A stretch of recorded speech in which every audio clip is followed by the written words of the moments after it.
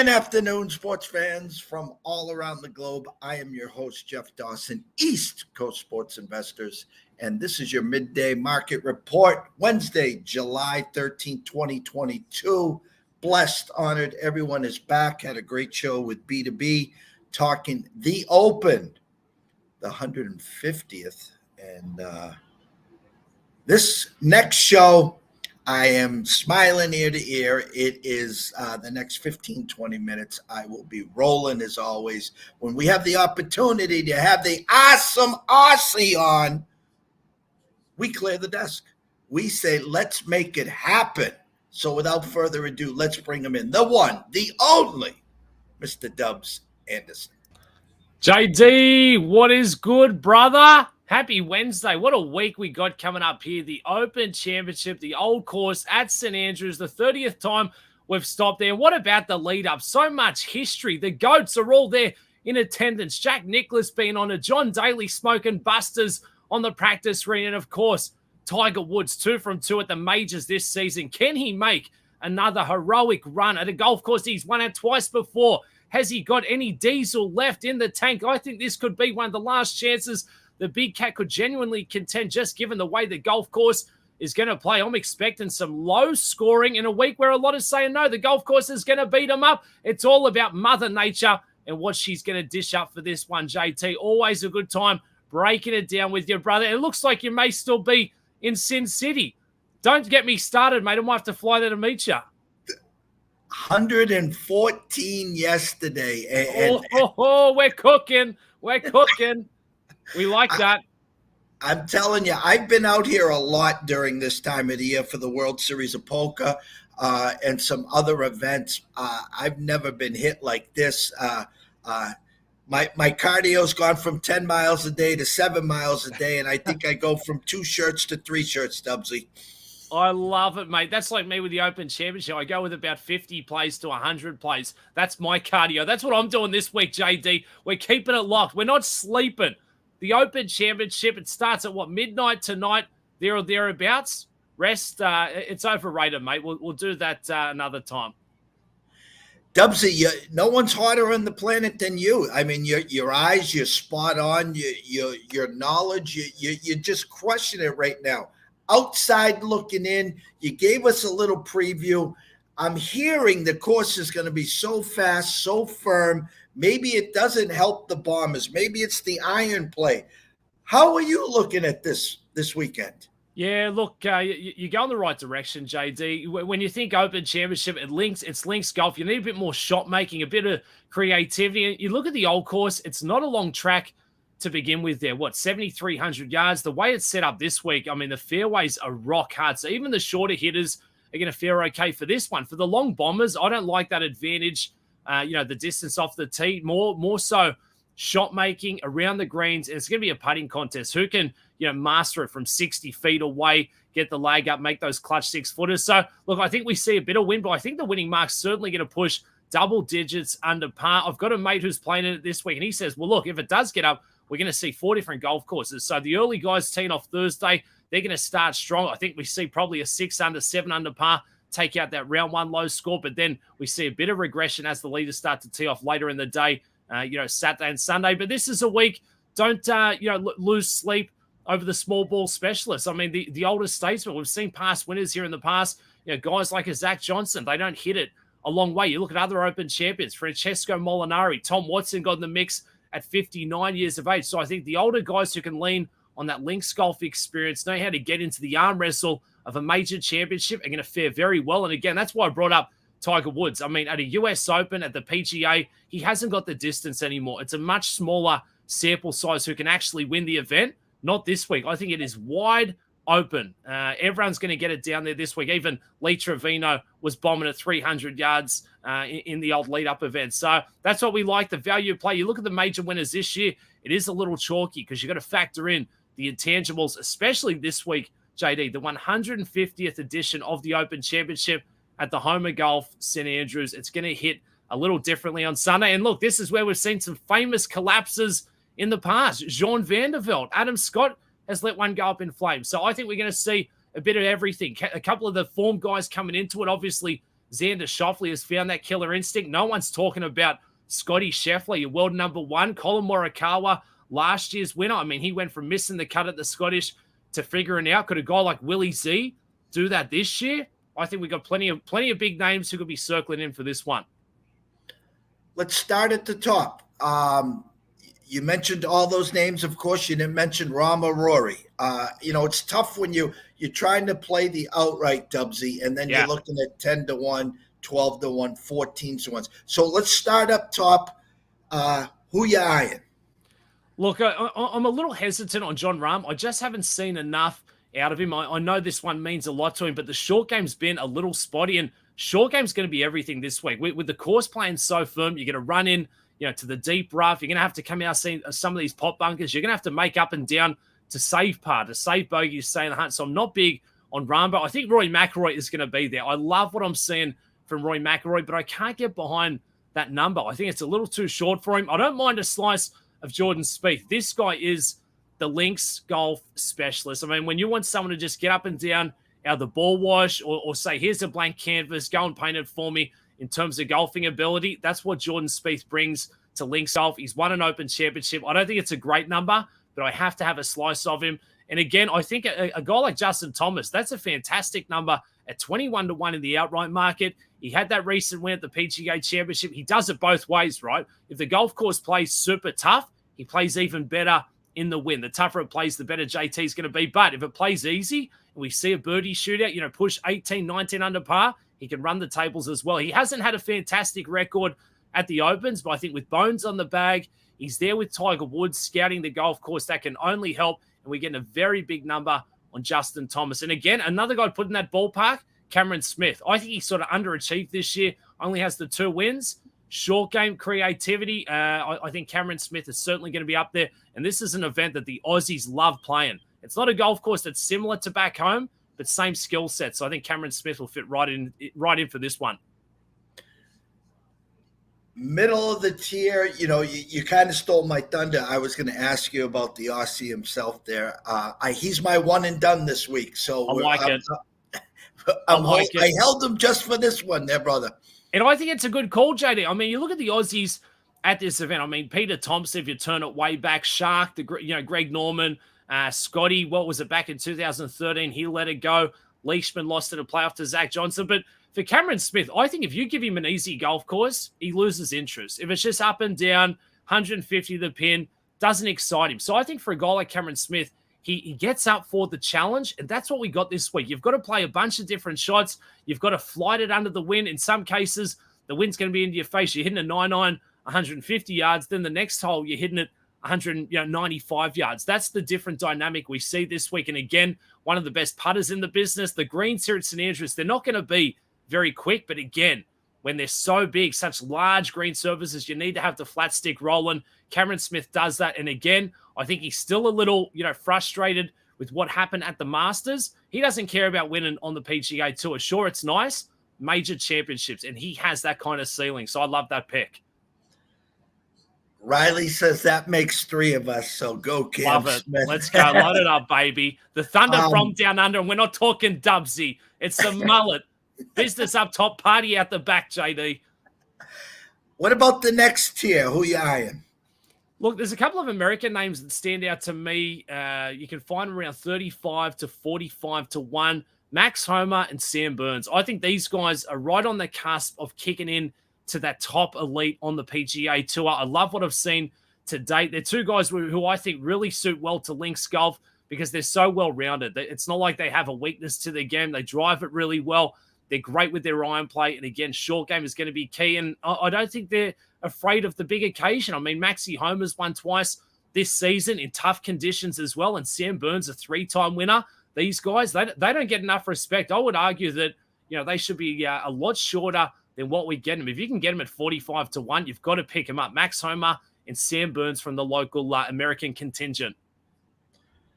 I have to ask, we talked about this name. Riley asked you pinpoint. You said not last week, but this is the week. Had an amazing Sunday, was knocking on the door. Let's talk Tommy Fleetwood.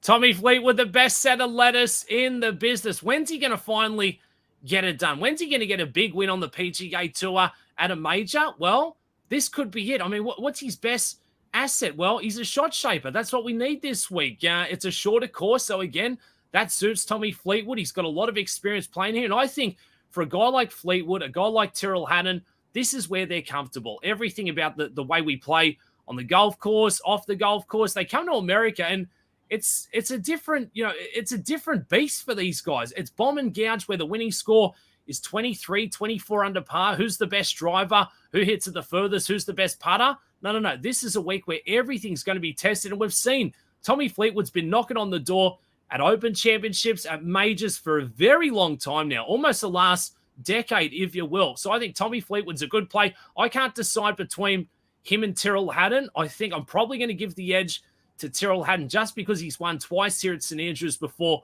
playing the Dunhill Links. But again, I love these two plays. I think they're pretty good value as well, like Sam Burns and Max Homa. But when are they going to get it done? This is the week. I mean, it'd be sensational to see a local Euro get the Open Championship in the 150th edition. And again, Tommy Fleetwood, I don't think it's that he's afraid of stepping up on Sunday afternoon. I just don't think the ball has gone in his favor with some of the breaks that he's got. So this could be one for him. I think the tougher it plays, the more it suits guys like Tommy Fleetwood. He wants it to be an arm wrestle where the winning score is 6 under, 7 under par, where you can make a bogey and still stay in the hunt. That takes a bit of pressure off him. But again, that's links golf as well, JD. You've got to have that maturity and that experience to know that maybe I'm going to get some bad breaks this week. Maybe I'm going to find a pod bunker and I have to take an unplayable lie, make a 6 and keep on trucking. That's the difference between what we see this week and last week as opposed to week in, week out on the PGA Tour. And I think the guys who play a bit more of this golf, they're a bit more familiar with it. They'll be able to say, okay, let's shake that off, get back in the mix here and, keep pushing ahead to the weekend. Everyone's going to have a couple of numbers this week. Are you going to have any of the live guys on your card? Right now, I've got Dustin Johnson at 34-1. Now, with DJ, it's just rocks or diamonds, right? He could win this thing. He could miss the cut by 10 strokes. How much fishing's he been doing? How much golf has he been doing? I don't think the distraction from off the golf with everything going on with the R&A, Live, PGA Tour, I don't think that bothers him. I just think it's all about motivation. If he gets off to a decent start, watch out for DJ. I think it's really underrated how good his golf IQ is. People say, well, he's out there, he's a bit of a dummy. No. Very, very smart golfer. And I think this style of golf will have his attention. So I think that's good value for Dustin Johnson. You could argue that Louis Oosthuizen should be one of your odds on. I mean, the history has with Opens, with this golf course, he's going to be right there in the mix. He won here in 2010. This is Louis' kind of golf. If you're looking for the prototype this week, that's it. A chess player. That is what we're looking for. A plotter. Fairways, greens. And we've seen that with the way Louis plays. We saw it the way Colin Morikawa did it last year at Royal St. George's. I wouldn't be shocked, JD. I just question how many reps have these guys been getting in? What's that form going to be like? But, for Louis, he told us there this morning, this is where he loves playing golf. It's just something about that turf interaction that he thrives on. He ticks the boxes. Louis Oosthuizen, the last 12 months, I think some of these guys have lacked the motivation. They've probably known that they're going to part ways or do something else. But this week, you see the history, all the pomp and ceremony that comes into it. No one's going to be lacking motivation. Who's your flyers this week? Look, I've got to get a little Aussie again. I think Adam Scott at 95-1. He's going to ruin that tournament he gave away back in 2013. I like his ball striking again. In the wind, you want a ball striker, someone who's getting it from the middle of the club face. Adam Scott, he's done that for a very long time. The putting statistics actually support that he's really improved in that department. 38 in strokes gained putting on the PGA Tour. So I like Scotty. It could be one final hurrah. If you want a bit of a local flyer coming from the DP World Tour who's been playing some really good golf, Jordan Smith, he's at 120-1. Could he win? I don't know, but I could certainly see him in the top 20, pushing that top 10. This is what he plays week in, week out. So I think that's a huge advantage over the field. And a couple of names who I haven't got tickets on as yet, but I don't mind the old small ball, a bit more experience, a couple of older statesmen, if you will, a guy like Kevin Kisner and the kitchen sink, Stewie Sink. I think that's some great value, and I think they can have good tournaments. It suits these guys who've got the experience. Maybe they don't have the pop that's needed out there on the PGA Tour, but An arm wrestle, short game, you've got to look at a guy like Kevin Kisner. You talked about maybe the advantage Thursday, today, coming out early, maybe posting that -6, -7. Any first round leaders that you're eyeing that are getting up early that you could see post that score? Yeah, there's a young Aussie guy, Minwoo Lee, going off in the first group there with Webb Simpson and Paul Laurie. You can get him at close to 100-1 for round one low score. He won the Scottish Open last year. He's since trying to play a bit more on the PGA Tour. His sister's Minji Lee, who's number 2 on the women's side of the game. I love his golf game. This is a shorter course, which suits him, a really high ceiling. But again, that's why you're getting 100-1, right? It's not like these guys are shoo-ins to take out that low score, but I definitely like the round one low score coming from those earlier groups. If you want another name, maybe a Kurt Kitayama, who had a really good run there last week, and he looks to have found something. He looks to play better golf in the win. So a couple of young guys I'm going with there, JD, at plenty of value, and that's what we're looking for, right? Super erratic with a really high ceiling. Get off to a strong start. There's not going to be a lot of fans out there early on Thursday. Less wind. Round one low score coming from that early wave for sure. Top 20s, top 10s, top 40s, any big value plays that you're holding back? Yeah, I mean, from the top 30 market, I think Justin Thomas at -155 is decent. I think Tommy Fleetwood, -110 for a top 30. But the top 40 plays is where I'm living this week. I think we got some really good value. A guy like Billy Horschel, a miscut there last week, but you can now get him at +180 for a top 40. It always takes a week for these guys to sort of tinker with the bag setup, get used to playing links golf again. Billy Horschel loves playing over there. He's been outspoken, so I think he's going to be charged up for this one. And look, Tiger Woods, I'm going to throw in the big cat, +125 for a top 40 finish. If he's ever going to do it, ever get in the mix again at a major, I think this could be one of the best chances for him. A golf course he loves playing in. He's figured it out. And again, what's he been doing in the backyard back there in Florida? 100 yards in, short game, putting. I think he's really well suited for a top 40 this week, the big cat. Last but not least, any big head-to-head matches you like? I've got a couple here. I like Jordan Spieth over Xander Schauffele. You can get him at +110. Now, Xander Schauffele is as hot as you get, right? Coming into this one, hot to trot, if you will. But how long can the run keep going for? Is the extra pressure going to have an effect on him?